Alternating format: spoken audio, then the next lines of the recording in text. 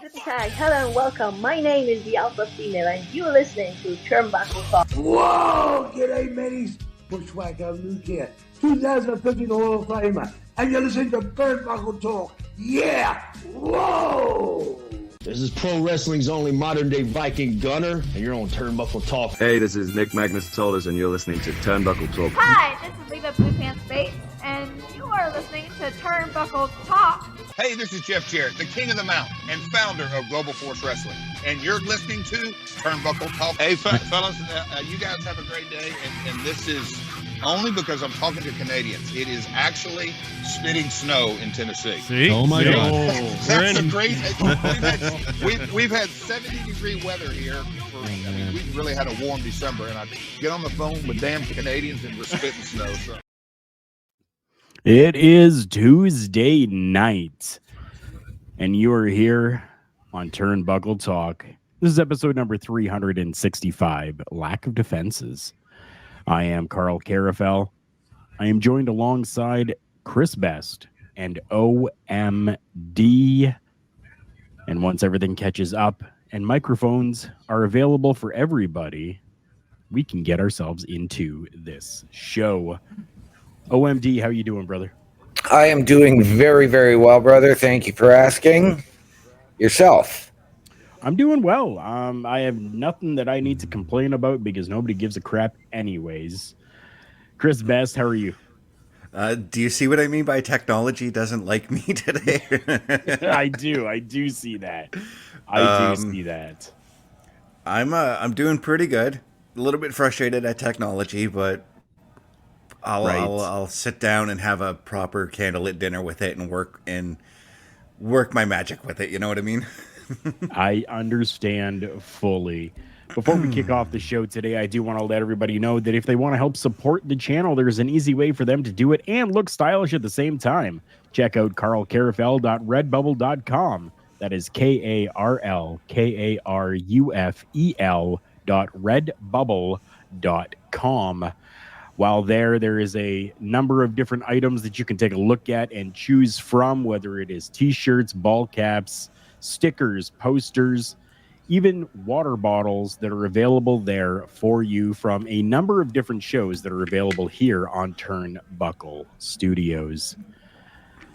We have a number of different items to go through here today, and a lot of them seem to be brand new issues and things that have come up. Chris Best, you are the curator of topics, so to speak. So I'm going to let you take the reins and let us know what the first topic for tonight is. Okay, so I know that you kind of want to get this off your chest because we've already talked at length about this today, but there is a backstage report on what WWE is doing with this ECW project that was announced is coming up.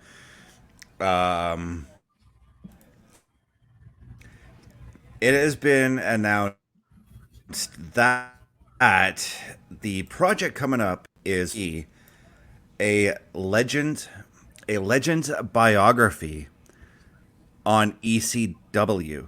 Now, I know, Carl, you had a lot of things to say about this, so I'm going to let you have the floor on this one. Thank you very much for that. First of all, I'm going to say that this is absolutely fantastic for not only the WWE, but also for professional wrestling fans, for us to be able to get a little bit of a biography, so to speak, an inside look back into ECW. Where my issues are coming in is that I am upset that it is only going to be, as of right now, one episode. Now, JJ is in here. JJ, thank you so much for coming in. And he's asking what else can be said about ECW with a number of question marks. What stories haven't been told? Now, this is where my issue is coming in with this entire thing. We have heard a lot of the stories from ECW already. The WWE has even created different discs, different programs revolving around ECW, the rise and fall of ECW being one of the biggest ones that is out there. So why are we focusing once again on just simply ECW? Why do we not take a focus onto different stars, Shane Douglas, Sabu, Tommy Dreamer, the Sandman, and allow those stories to be told. Now, I know that for a few of those names, like Tommy Dreamer, Shane Douglas, yes, we've heard a lot from them over the years, but why not do a biography on them and create an entire series for just the ECW alumni? Yeah, I mean, I in our Facebook chat, I happen to say that you can do an entire season on just ECW guys. You can do one on Rhino, do one on Tajiri, do one on Mike Awesome, whose story has yet to be told. You can do one on Paul Heyman, and I'm pretty sure maybe there already is one out there on Paul Heyman. I don't know. JJ Sabu, yeah, give me a Sabu biography all day, every day. I mean, he would be very interesting given his relationship with Ed Farhat, the original Sheik. You could even talk about like some of the earlier wrestlers from ECW. Again, like you talked about Shane Douglas, Superfly Jimmy Snuka. Why is his name escaping me right now? Terry Funk. There we go. Yes. Yeah. You can do one on him. You can even do biographies on certain ECW shows, like the first ECW pay-per-view. You can do a biography on that and how that came to be. Right? November to remember, December to dismember. Like, why not? Why not? No, I am all for this as well.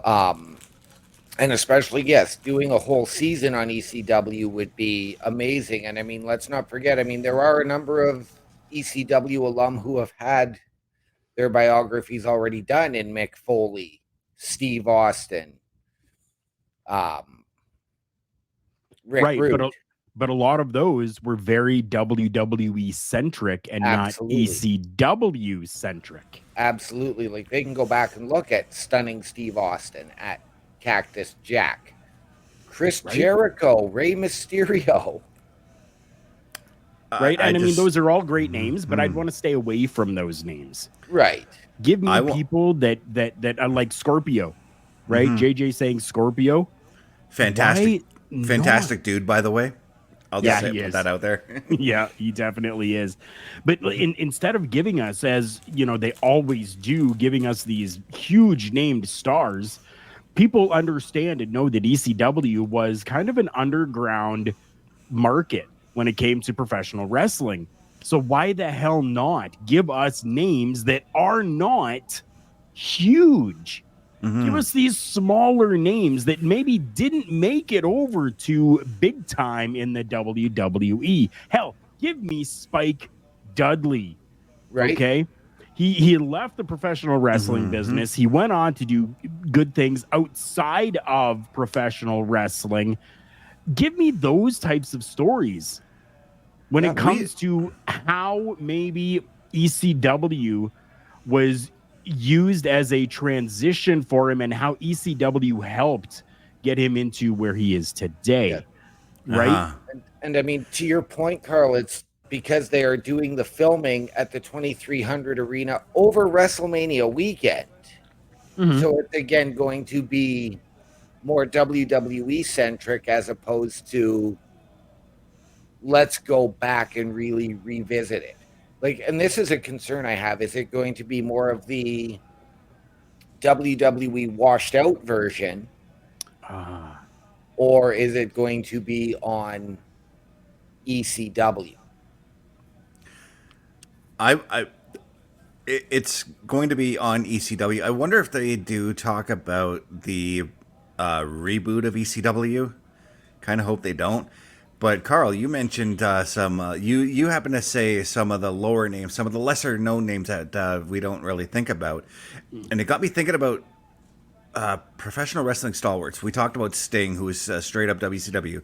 Talked about Undertaker, who was straight up WWE. There's one guy that came to my mind that I always thought was straight up ECW that should have a biography, and that is Mikey Whipwreck. Yes. I would love it if they did a biography on him. Yeah. No, damn right. Damn right. Why not? 100%. Why not? And these are names that, like, so us I even hate to say it this way, but us in the older generation now of professional wrestling fans would absolutely lose our minds over that. Even JJ saying, yeah, Mikey Whipwreck deserves one. And he also puts out there that a WCW biography series too. For him, that would hit a little bit more close to home than an ECW, unless they're doing individual characters, like I was saying. And I really do believe that doing individual characters would make this that much better. And how this wasn't thought about by anybody within the WWE or A&E is beyond me. Or it could be that maybe they did and the idea was shut down. Right. I also thought about some ECW tag teams that I wouldn't mind seeing. The Eliminators, the Pitbulls, the Dudley Boys. Yeah. Even, I know they did a Dark Side of the Ring on him, but New Jack. Yeah. New Jack has a very interesting story, by the way. Yes, he does. Right? It's just unfortunate that for that we won't be able to hear from him anymore from New Jack, right? And not to bring it down further, but Chris Candido also has a fantastic ECW story as well. Yes. As long as we leave Sonny out of the equation, I'm fine with that. Yeah. But the thing is, with Chris with Chris Candido, Sonny's going to be brought up in that if they did do that. I know. As long as she isn't on the show. Of it. Yes. Right. Yes. They can bring her up. They can give us all the clips that they want from her back in the day, whatever. I'm cool with that. But if she appears on my screen from her jail cell, no thank you. Right. And there's another thing. The women of ECW could also have a biography on themselves. Absolutely. Beulah McGillicuddy, for instance. Dawn Marie. Francine. Kimona Wanalea. Right? Yeah. JJ saying Vice did Chris and New Jack to no one else can touch what Dark Side of the Ring did. But see, Dark Side only touched on the dark side of what their careers were like. You can bring it back with the biography and touch on some of the lighter things that they have done in the ring. You know what I mean? Yeah. Bulk Bogan, yeah. Thank you so much for coming in, brother. Really appreciate you jumping in here with us as well. Saying the Mummy, very short lived, but why not give it include into somehow, right? You could even do one on 911 if you really wanted to. Yeah. Balls Mahoney, and the one my son is named after, and Axel Rotten. Right. There is you can do a rival series on those two, actually. Yep. Yeah. Amish Roadkill. C.W. Anderson, who was a guest on this show, I believe, at one point. Yes, he was. Give me anything Amish Roadkill, man. He was the dude, okay? Him and Danny Doring were the two guys that got me sold on ECW. So, do one on Lance Storm. Lance Storm needs a biography, by the way. Yep. And if it isn't called, if I can be serious for a minute, we have a problem. Right? Gotta go with that. But yeah, I mean that's my take on it. Anyways, I absolutely love the fact that they were doing something on ECW. I was somebody who enjoyed watching ECW, who kind of patterned my in-ring career after ECW, not to the light tube extent that they did. I did not go that bright with my career, but the use of kendo sticks, the use of weapons, the use of thumbtacks, stuff like that, I was in my freaking element and absolutely loved it. And I put it out there again for anybody. If there is anybody that has kendo sticks that they do not want or are using, you can get a hold of me and you can send them to me because I will take your kendo sticks. There's actually something I thought about that I don't think they've really touched up on when doing ECW documentaries, but how much of an influence ECW has had on the current crop of wrestlers we have now, how it influenced the Attitude Era, essentially. Yep. 100% it did. 100% it did. There is no doubt that opened it up, because ECW started becoming a lot more popular because of the brashness of the sport that was happening at that time. And a lot of people were kind of getting, humdrum, same BS going on week in, week out with the bigger companies. But then comes along this, holy crap, like they are hitting each other with steel chairs. They're hitting each other with kendo sticks. They have got thumbtacks they're throwing out into the ring, trash cans, you name it. They were using it. Yep. And it was something that was just, it amped everybody up to the point where it's like, and it was just such a release out of people that's what they enjoyed, because it gave them almost a sense of comfort, being able to live vicariously through these characters. I'm almost thinking that if A&E were smart and they did this full season, you could do another A&E rivalries, because there's one key name that we've forgotten in all of this, and that is Raven. Yep. Yeah. Raven, Tommy Dreamer, man. Ooh. Ooh. Give me that again today. And okay. I would sit down and watch it in its entirety. That was such a good rivalry. Another rivalry, since we're talking Raven, that brought a lot of realism to it. Raven and Sandman. Yep. Yeah. I love Give Sandman. me that one. Yeah. I do. Balls Mahoney. Yep. Like so many, right? And we're only 17 minutes into this broadcast. We've only talked this about maybe I'd say 15 minutes. And already we have all of these names and all of these different rivalries. We have essentially in 15 minutes just put together an entire season of 2 different shows. A&E of 2 different shows. Yep. Just based around EC Dub. Parrish, how you doing, brother? Good to How's see it going, brother? Parrish. Coming in on some ranting.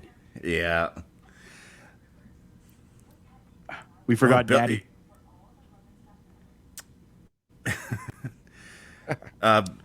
Like JJ's got an interesting point. How big was Taz for ECW? Absolutely. Again, you talk rivalries, Taz and Sabu. Right. Yep. Right. And Daddy's sitting right there, and we completely missed him. Sorry. You were saying JJ? JJ says? JJ coming in saying, why not do one on Bill Alfonso? I mean, here's a guy who came up through the business as a referee, goes to ECW as a referee again, becomes an on-screen character, and manages another guy we haven't mentioned, Rob Van Dam. RVD, yep. Yeah, blow my whistle, baby. I know that means totally different things. So I lock it, toss it. Parrish, no, I did not get it out of my system enough yesterday. Did not. Yeah. But he's also coming in and saying that Taz was essential to ECW, not just big. He was very essential to ECW. 100% he was. Yeah. He was one of the 4 pillars of ECW. Although I think everybody in ECW was a part of that foundation regardless. Right. They were. It was a total team effort there on trying to get the ECW product off the ground. Yeah. And Parrish, you're right. Parrish, he was quite small, to be honest. Yeah. Yeah. Small Okay, in stature, but a frickin' bulldog. Yeah, pit bull going on right there. And I didn't want to use the word pit bull because, there was a wrestler called Pitbull, so I wasn't gonna, but Bulk Bogan is saying Raw was amazing last night, top 5 of this year. I disagree. Yeah. Partially. Partially. Definitely partially. I have not seen Raw yet. I fell asleep watching it at midnight because I didn't get home until 10 o'clock. Understandable. I know why. Wait till the second half. That's all. I explained to Wimby. But since somehow we moved from ECW to WWE, what do you say we stay with the WWE? And something that was leaked today, WWE's consensual relationship policy has been leaked. It explains in this letter that the rules, I suppose you could say, for having a relationship in the locker room. This is something that we've seen not in pro wrestling, but in our daily work lives as well. So what do you guys kind of make of this, of these rulings? I'm okay with it. I'm sure at one point or another we've all had a relationship in the workplace. That's divided. Mine turned out bad. Yours and mine both. That's sort of divided people. So, I'm all for it. I mean, we do see a number of couples in WWE, although none of us would ever describe them as power couples other than for that brief run that Becky and Seth had a number of years ago. So yes, to have to go and report it to HR and discuss it, and I believe probably a full sit-down interview about it, then I'm okay with it, so that way everything is kosher within the workplace, within the environment. Yeah. Yeah, so I'm reading that... Sorry, Cara, go ahead.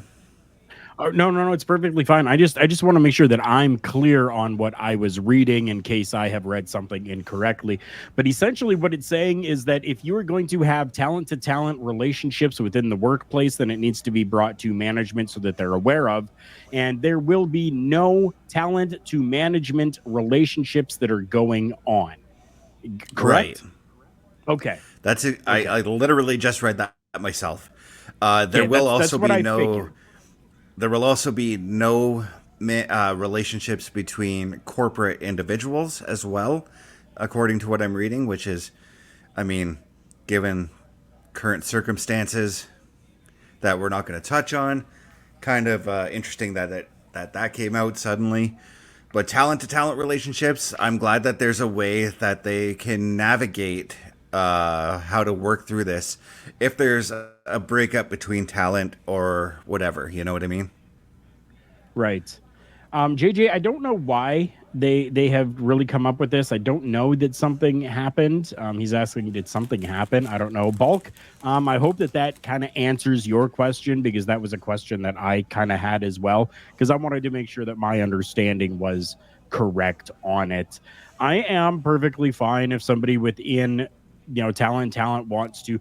Okay, so look at it this way. If the WWE were to be like, you can't have talent-to-talent relationships within this company, have they not just started another series here? Love in the WWE.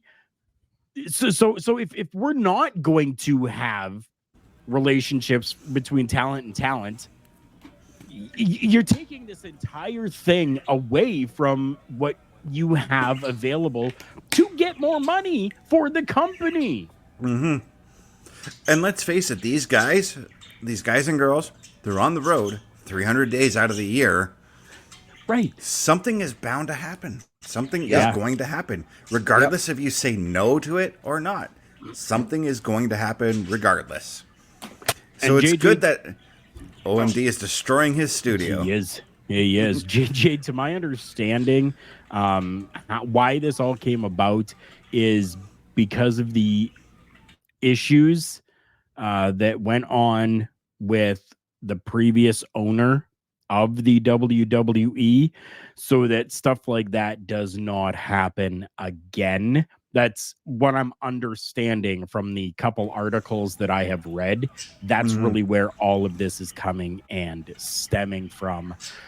Parrish is saying, but I really want to have talent to management because my talent should be managed in a relationship. Oh, I get that. Boys will be boys. Is that how the saying goes? Vincent Kennedy McMahon. Yeah.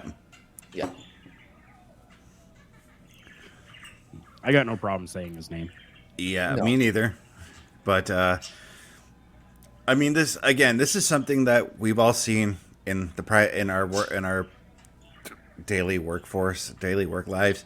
Yeah. So to me, it's actually kind of good that they've done that. They actually should have done this a long while ago when Drew McIntyre had that relationship trouble. I can go back even further and maybe a Mark Merrow and Rena. Right. Triple H in China. Yes, Parrish. So what we're saying, Parrish, is talent to management relationship has no chance in hell. That's right. Yes. Yeah. But all in all, I'm fine with these rulings that they've put out. I'm glad that there's ways for the talent to navigate this if there's ever any personal issues where they break up. I'm glad that these policies are in place. Yeah, absolutely. Oh, of course.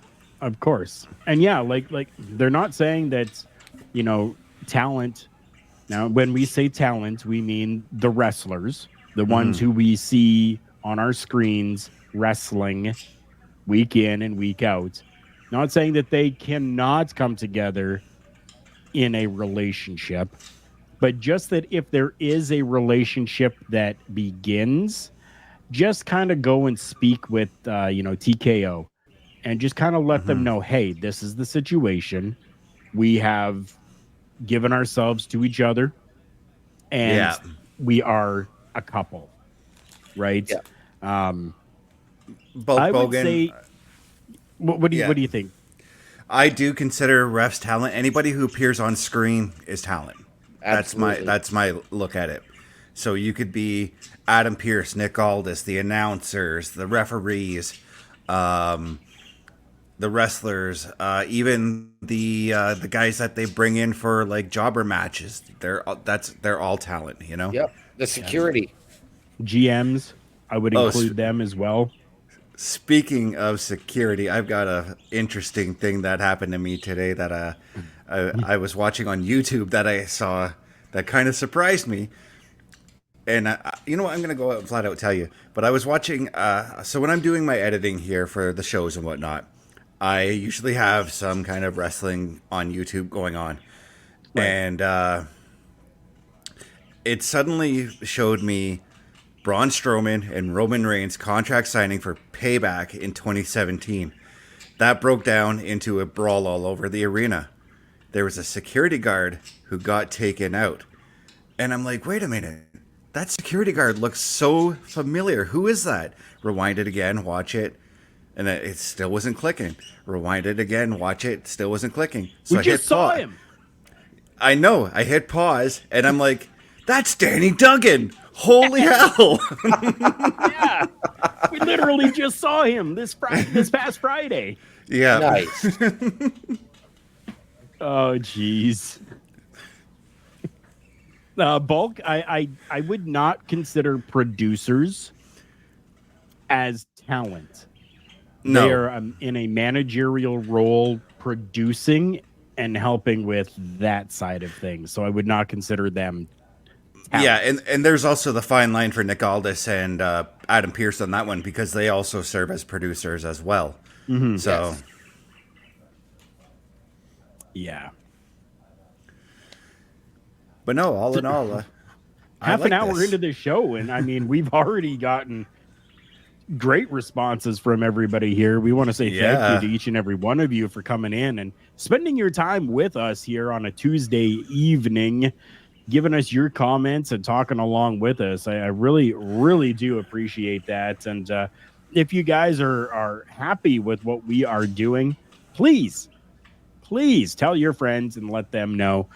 There's a number of different ways for everyone to listen to the show or watch the show. You guys all know what they are. But if you are on the road and you want to listen to the show, please download the Good Pods app. We are not paid by Good Pods or affiliated with them at all. We just understand that they are new, up and coming, and they give ratings as well. So you were able to go in and give ratings for us on the show. That's goodpods.com/broadcasts/turnbuckle-talk-264524. That is goodpods.com/talk-264-524. While you're there listening to the show, give us a rating on that. It would be greatly appreciated. For those in the video land that are watching us right now, I'm going to leave that link down below here for you guys, scrolling across the bottom. And yeah, I just wanted to make sure that everybody knew about Good Pods. And when they are, when you guys are going there and leaving, your likes and leaving your 5 stars on it, it does push us up in the rankings. And when it's pushed up, it goes out to more people. So if you guys can help out with that, it doesn't cost you a thing, but does help us out. Oh, yeah.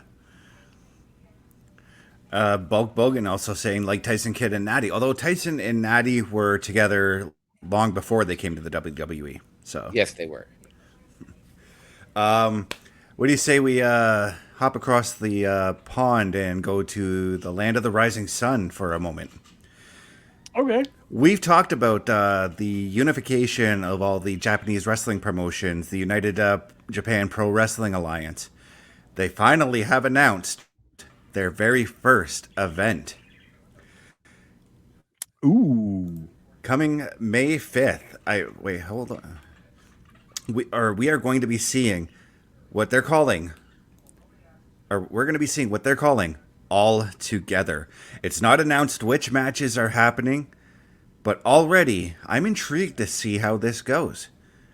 I've always been kind of a fan of these promotions getting together to do one show because I'm always interested in how the booking style is going to work. What do you guys make of this situation right now? This is interesting. I remember when we brought up the fact that New Japan was joining up on Turnbuckle Talk here, and leading up. And I remember they had announced that they were going to be doing a show. I believe it was May.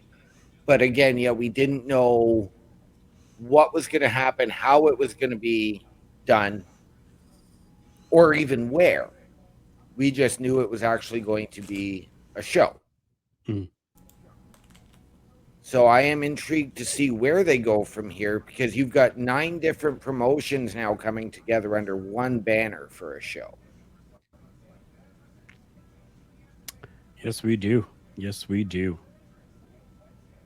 I'm trying to find the article. Somebody sent it to me. I can't remember who it was. I think it was you. Yeah, there it is. I found it. United Pro Wrestling. Yeah, it was United me. Japan Pro Wrestling announces their first joint events. And yes, All Together is what it is called. Representatives from United Japan Pro Wrestling subgroups participated in a press conference to announce the first 2 joint events. Hiroshi Tanahashi, Yes. Namichi Mafuruji, and Sanshiro Takagi, representing New Japan, Noah, and DDT, were at the press conference. I love how they just went simple with things altogether. I love that. There wasn't anything else that really needed to be said, because that's exactly what it is. They're all together. So not only New Japan but we've got Pro Wrestling Noah, DDT Pro, Dragon Gate, Big Japan Pro Wrestling, and Stardom, which I absolutely love because they are including the women as well. So Right. I'm very excited for it and excited to see the cross promotion that is going to be going on between all of them. And it's not like they don't already kind of work together. They share talent, I guess. Yeah. So a lot of them are going to be names that we already know, but I'm okay with of course. it. Right. And just coming across my desk here, actually, 3 matches have been announced already for it. So we've got Shota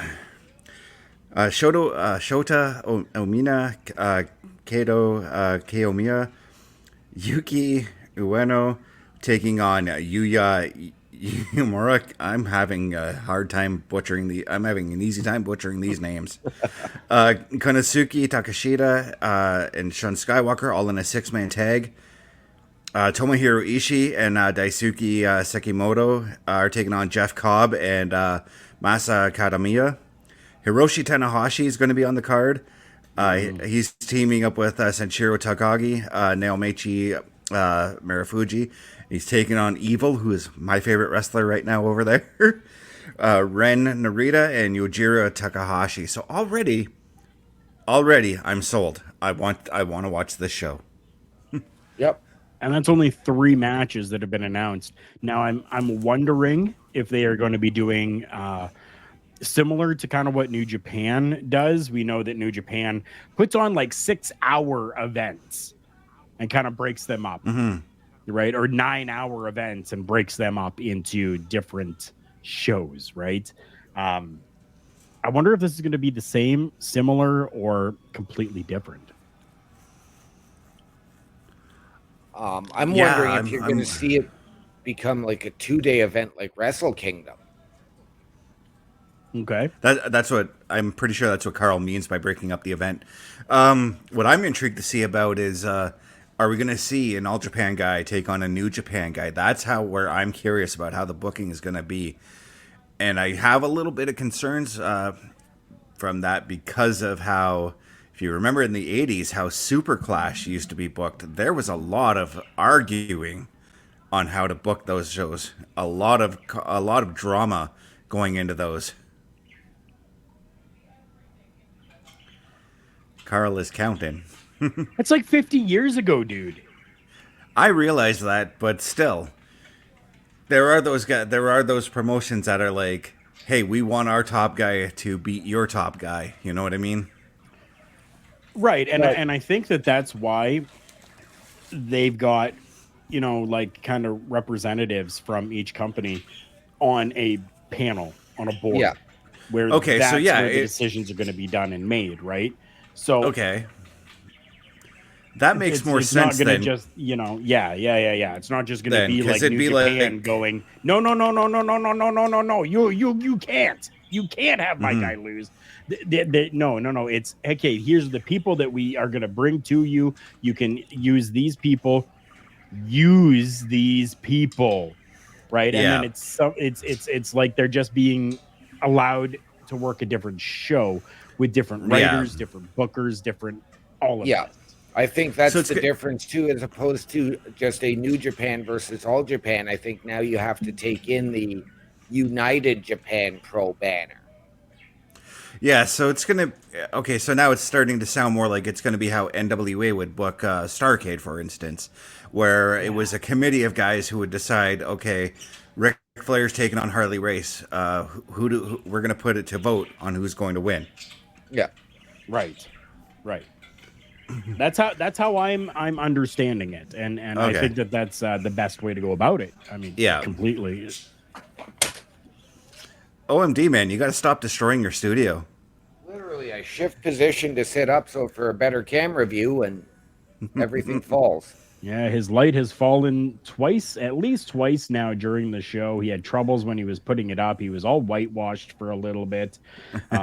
His camera glitched out when the first time it fell, just for all of you that are listening so that you understand what's going on.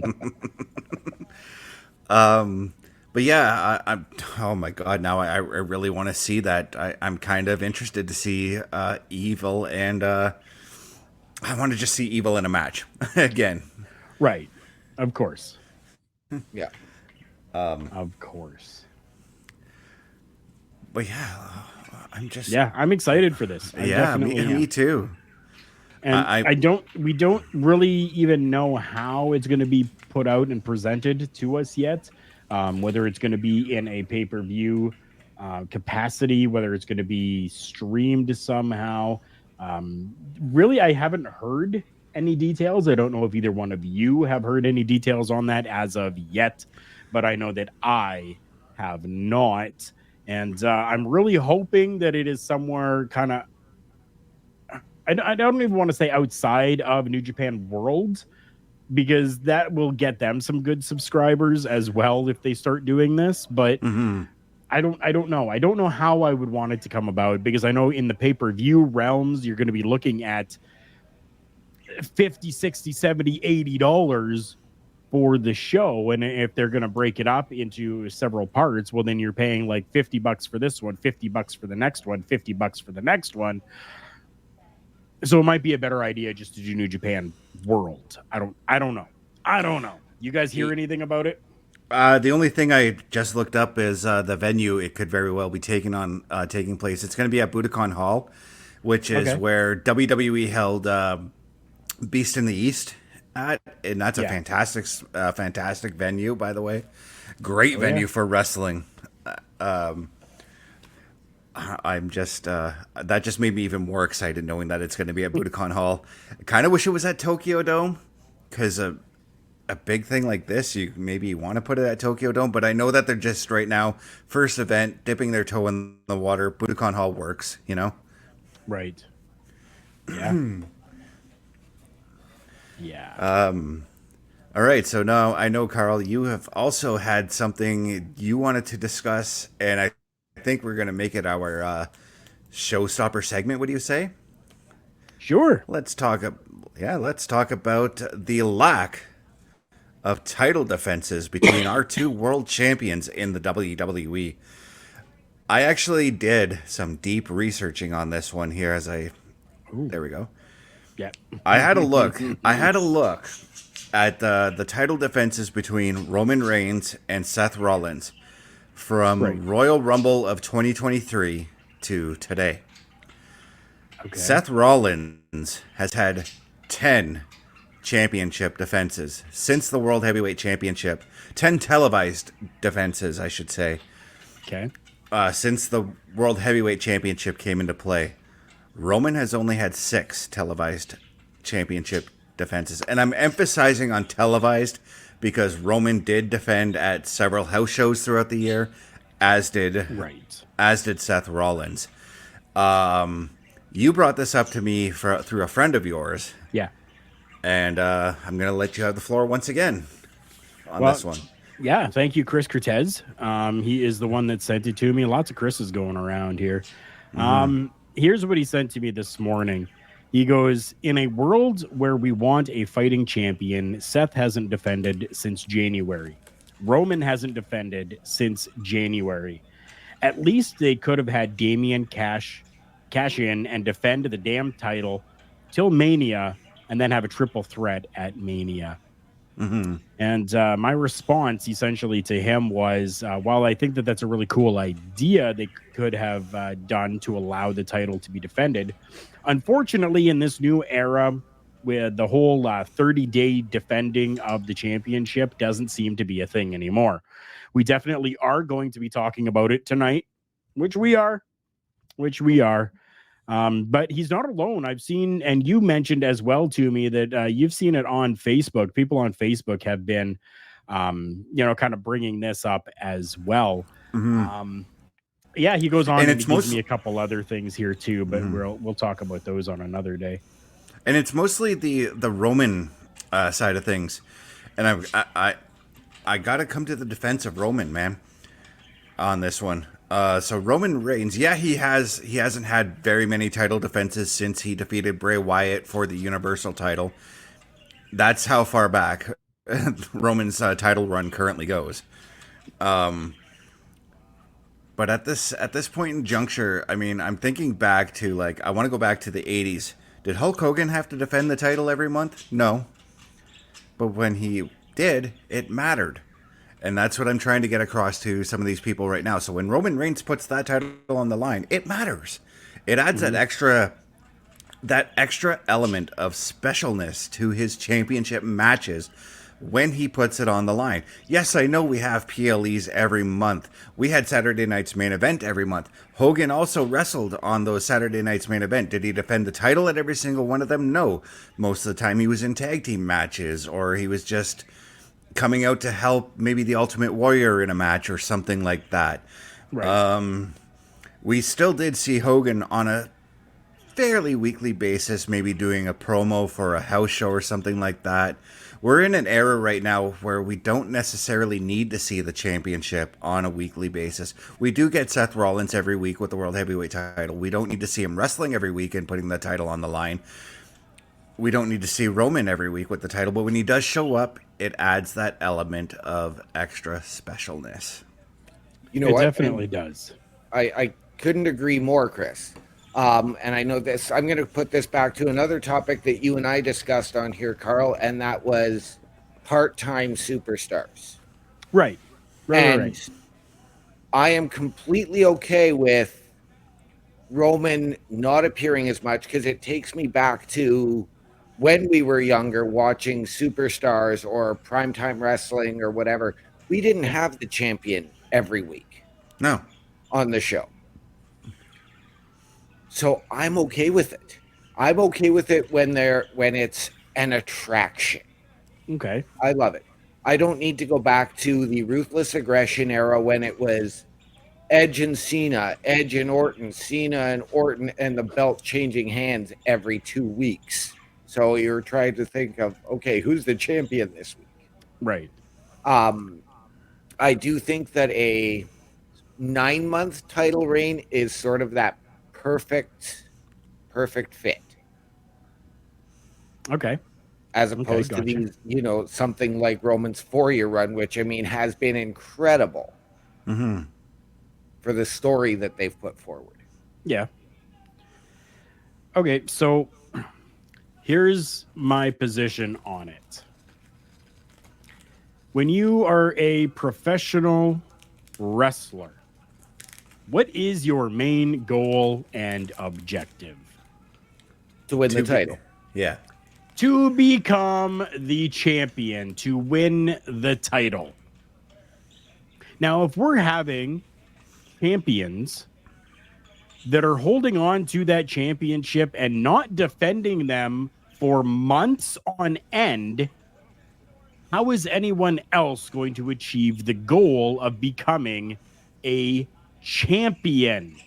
Now, right. I understand that we need to build and do storyline and get people behind whoever it needs to be. I understand that. But if the championship isn't being defended, I'm not seeing it being defended, then it means absolute shit. It means nothing. That championship should be defended at the PLEs each and every month. Right. I completely get where you're coming from. And I know that's why they created the World Heavyweight, because of Roman's contract. And I'm going to harken back to Seth Rollins getting injured back in January. And we already knew he was dealing with injuries with his back, with his neck, with everything else. Right. So they put a freeze on Damian Priest cashing in, to Chris's point. Not this Chris, by the way. Not that Chris. Chris Cortez? Yeah, Chris Cortez, yeah. So as much, and I disagree with that. I think they should have had it been, yes, a cash in, drop the belt. right? And then that way you can focus and yes, have this triple threat at WrestleMania. Do I think we need that tag team match at Mania? No. I'd rather have that triple threat between Priest, Drew, and Seth than have Seth involved in two separate storylines. Right. And on the men's side of things, okay, you mentioned Damian Priest. I just want to get this out there for everyone as well. On the male side of things, when it comes to Money in the Bank championship holders, I don't think we're going to see Damian Priest cash that in until at least the earliest is going to be the day after WrestleMania. Mm-hmm. Because night one of WrestleMania, to my understanding, if I've done my calculations correctly, will be the tag team match. No. The number of days that he's held it. 280. Oh, okay, yeah. 280 days. Night 2 is going to be 281 days, which is now a record for the person who has held on to it for the longest amount of days. And the WWE really seems to be in this mode of records and wanting to break the records of, what is going on and what has happened in the past to now create their new, legacy of these records going forward. So I just wanted to put that out there. So congratulations, Damian Priest, because I don't figure you're going to be cashing it in until that record is actually broken. But yeah, I mean, I understand where they came from when they created, the World Heavyweight Championship as opposed to the WWE Championship and separating them and having them on different brands. I get that. I do. But if it can't be showcased, then it becomes meaningless. And what do people even want to fight for then? Right. Because I'm sure the people in the back are going, this part-time guy, Roman Reigns, has this championship. I may as well go to AEW or go to TNA Wrestling where I can actually fight for a championship that's defended. Right? Let me go to Ring of Honor where I could fight for championships that are actually defended. Because I'm not getting a chance against Roman Reigns, who's continuing to hold this title on a part-time freaking contract. Right. And it's going to be strange it's going to be strange to me, actually, if Cody does manage to overcome Roman and then we see that belt actually become a full-time title. I hope it does. I do too. In some way, shape, or fashion, I hope it does. Now I get where they're coming from, and I understand it. But I mean, we can put Rhea Ripley into the same category because she's had limited defenses of the women's title in the past year. But Rhea has showed up every freaking week. So does regardless. Seth. Okay, and now I'm glad you mentioned Seth, because we know Seth hasn't defended since January, but that's also because he's been injured as well. So we got to factor that into play here as well. That's why I've said they needed to allow Damian to actually go down, cash in, and not put a freeze on the Money in the Bank contract like they've done.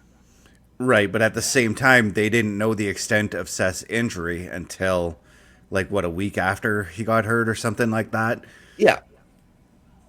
So you already know a week after that he's going to be out for 3 months. Mm-hmm. You already know. So make something happen. Can he not work in the ring? If he's not able to work in the ring for those 3 months, then drop the title. Yeah. Okay. Something. Do something. Allow a little tournament to happen. I mean, you look at Gunther. There is a guy who is defending the title every 2 to 3 weeks. Mm-hmm. I'm giving him till well after Mania. I'm giving him over the 2-year mark with the Intercontinental title. Okay, so this brings up another question. So when a heavyweight champion, when the heavyweight champion in the UFC gets hurt, when any champion in the UFC gets hurt, they create an interim championship. Is that possible that we could do that for the WWE, perhaps? I really hope not. They did it in AEW and it flopped. Let me finish, OMD. I didn't get the chance to finish. So, if let's talk theoretics here. Let's say Seth Rollins does get hurt. They create the interim championship. Drew McIntyre wins that interim championship. You can then have that match at WrestleMania to unify those championships to make the definitive. I'm not going to say undisputed because they already used the word undisputed for Roman's belt. To make the definitive world heavyweight champion. You could still do it in theory. Again, I revert back to them trying that in AEW, and that was CM Punk and John Moxley. Okay, but that's AEW's booking. Hunter would know how to do it. AEW wouldn't. Just gonna put that out there. I don't. Again, I still don't think that an interim title is a good idea in this situation. I think that it should have just been dropped, even if it was vacated, because then Seth can come back, get that shot at a title he never lost. Right, which is exactly what they're doing with an interim championship, anyways. Mm-hmm. Right, so if we're gonna drop the championship or vacate the championship, it's gonna go to somebody else. And once that former champion is able to return, they're gonna put them into a matchup anyways together. So to have what they're calling an interim championship or an interim champion, I'm okay with that verbiage. Because we know the outcome is going to be the same no matter what. The former champ is going to come back. The new champ and the former champ are going to have a matchup. They're going to determine who is the best because that's where things were headed anyways. Mm-hmm. And we're still getting that championship. It's not just sitting on a shelf or in somebody's fridge for 3 months while they're recuperating. And it's being defended. And we're getting to see the championship taken wherever this new interim champion is. Right. I just want to just quickly get out here. Manny, thank you so much for coming in, saying, Carl, I finally got a name for this era. He does not agree with Parrish, who talked about the Evolution era. He is saying the Renaissance era. I think that has a nice ring to it as well. Yep. What's going on, Manny? Glad to have you here, by the way. Good to see you, Manny. Thank you for being here. We appreciate you.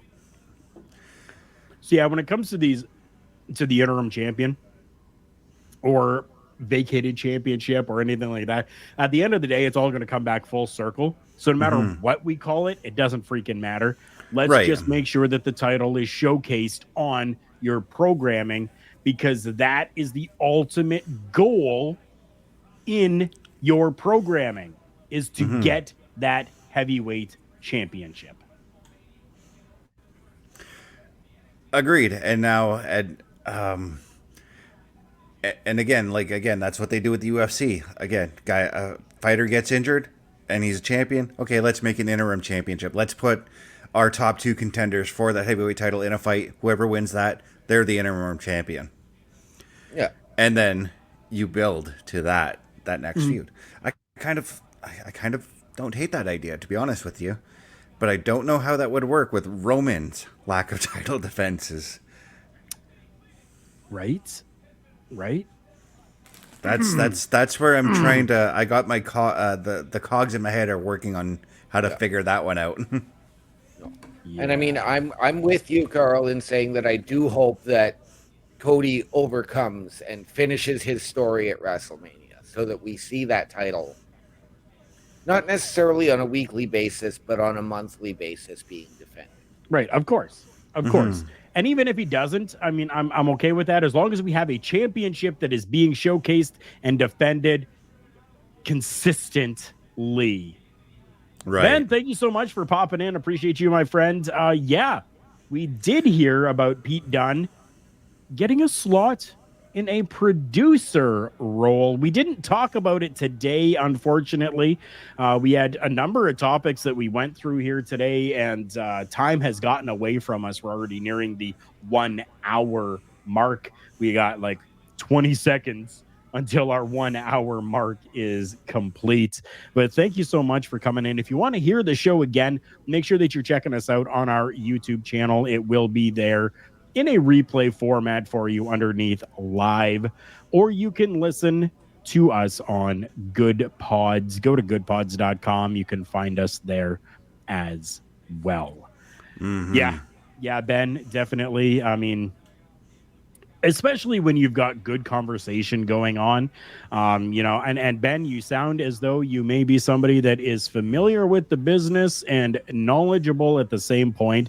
So I invite you back to come and talk with us next week as well. We start at 8:05 p.m. Eastern Standard Time. And would absolutely love to have you join in the conversations on our chat. And as you see, we put it all up on screen for everybody as well. Go ahead. I was going to say, I think I've already got what we can talk about next week. I mean, it's going to be Turnbuckle Talks Go Home to WrestleMania weekend. So what do you say next week we break down the card? We definitely can. Why not? Absolutely. Tyler Tony, good to see you, brother. Thank you so much for coming in. We talked about this a little bit yesterday. We would love to see the Motor City Machine Guns kind of coming in to the WWE, possibly at WrestleMania or that weekend at least. But there is also talks of them having conversations with All Elite Wrestling. Yeah.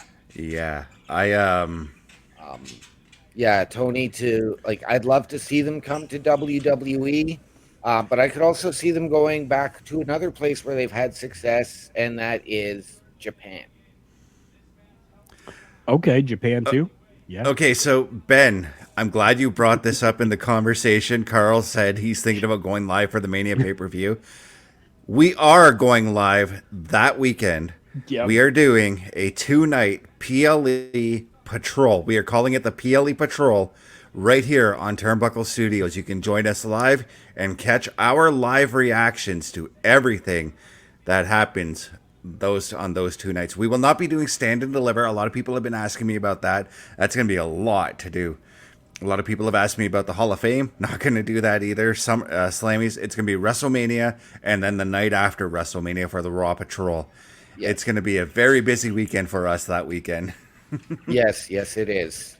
And there are some aspects of it that we would just like to maybe be able to sit down and just watch and really enjoy and just kind of take in without being on camera, especially like the Slammies and the Hall of Fame ceremony and stuff like that. Hall of Fame can be sometimes very emotional for us old school professional wrestling fans because it's still real to us. Damn it.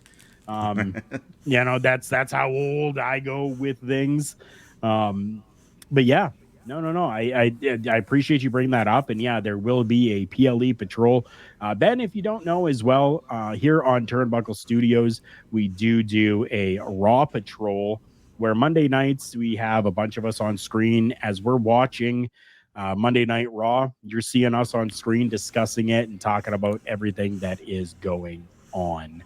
So I invite all of you to subscribe and become part of the Turnbuckle Studios family. I really appreciate each and every one of you. I think it's about time that we finish up. So that we keep things good for those that are listening over on the podcast side of things. So first, Chris Best, I want you to let the people know where you are, where they can find you, and what you got going on. All right, so you can follow me at youtube.com, CBRS Entertainment, twitch.tv, CBRS_entertainment, threads.net at CBSFilms83, Facebook.com, Chris.best83, TikTok.com, CBRS.entertainment. Where you can look for me is on my CBRS Entertainment YouTube channel. You can look for me Saturday nights as I do Saturday Night Gaming. Will not be doing that for WrestleMania weekend. Oh, hell no. You can also look for me Monday nights, 8 p.m. Eastern, alongside Carl Carafel, alongside OMD, Bubba Duke, and Chris Parrish. as we do the Raw Patrol. You can look for me every Tuesday nights, 8:05 Eastern, alongside Carl and OMD as we do Turnbuckle Talk. Yeah, I felt like I had more to say, but I said my entire spiel. OMD.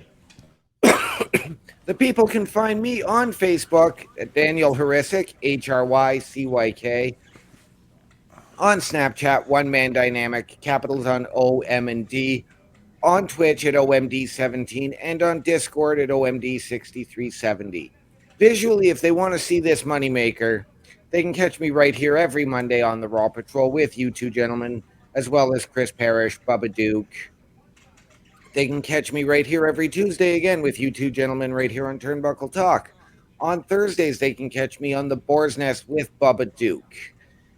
We do have the new YouTube for that as well, and it is Bubba OMD. And off to you, Carl. Okay. If anybody wants to find all of my socials, I made it super simple and easy for everyone. Linktree, linktr.ee/Carl Carafel. That is linktr.ee/KarlKarufel. That is where you can find everything Carl Carafel. Thank you again to each and every one of you for stopping in and spending some time here with us. We really do appreciate you. Remember, everyone, the world's a scary place. Take care of each other.